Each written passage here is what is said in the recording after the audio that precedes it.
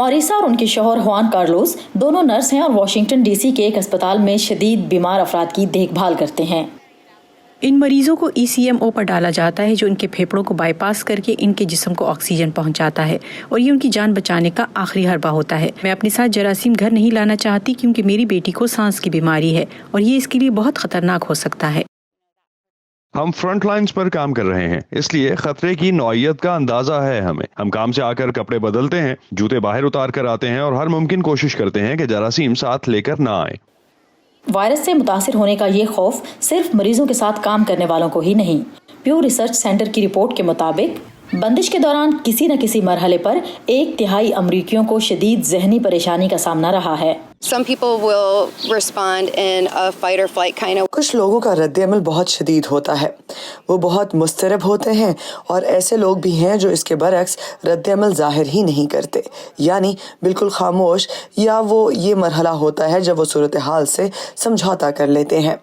इस बारे में आगाही बहुत ज़रूरी है। इन माँ बाप के पास अपनी अंदरूनी कैफियत पर गौर करने का वक्त नहीं। इनकी सारी तवज्जो अपनी बेटियों के लिए हालात को नॉर्मल रखने पर है। हम अपने खदशात का इजहार उनके सामने नहीं करते, इसलिए उनको अंदाजा नहीं कि क्या हो रहा है। माहिरीन समझते हैं कि अपने एहसासात दबा कर रखना दुरुस्त हिकमत अमली नहीं। Kids are very observant and very intuitive. वालिदैन के एहसासात के बारे में बच्चों का मुशाहिदा बहुत तेज़ होता है। आमतौर पर हम ये देखते हैं कि वो खुद को अलग थलग कर लेते हैं या उनकी नींद मुतासिर हो सकती है, लिहाजा उनसे बात करना सूदमंद रहता है ताकि वो ये ना समझें कि इसमें उनकी गलती है। और ऐसे में जब सख्त हिदायत के साथ कुछ शहर फिर से खोले जा रहे हैं, इस छोटे से रेस्टोरेंट के मालिक खदशात का शिकार हैं।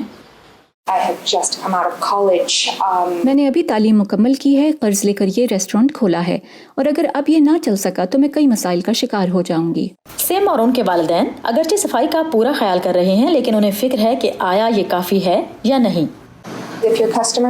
अगर यहाँ आने वाले खदशात का शिकार हुए, अगर उन्हें बैठकर खाने पर एतराज़ हुआ तो क्या होगा? लोग अब डिलीवरी भी कम करवा रहे हैं इस खौफ से कि ना जाने किसने खाना बनाया है और किसने उसे छुआ है। अगरचे ये खदशात अपनी जगह दुरुस्त सही, लेकिन अगर ये बढ़कर हमारी रोज़मर्रा की ज़िंदगी को मुतासिर करने लगे तो इसका मतलब है कि ये वहम ज़हनी दबाव या जुनून की सूरत अख्तियार कर रहा है। थेरेपिस्ट इस तरह की सूरत हाल के शिकार अफराद के लिए ऑनलाइन मशवरों की पेशकश कर रहे हैं। चूँकि इस वबा के ख़त्म होने के ताहाल कोई आसार नज़र नहीं आ रहे, इसलिए मजबूत आसाब के मालिक अफराद भी फिक्रमंद हो रहे हैं। उम्मीदें दम तोड़ रही हैं। क्या हम कभी इस सूरत हाल से बाहर निकल पाएंगे और कब? कारोबार कब तक जमा रहेगा ये तो वक्त ही बताएगा। हो सकता है हमें सब कुछ बंद करना पड़े।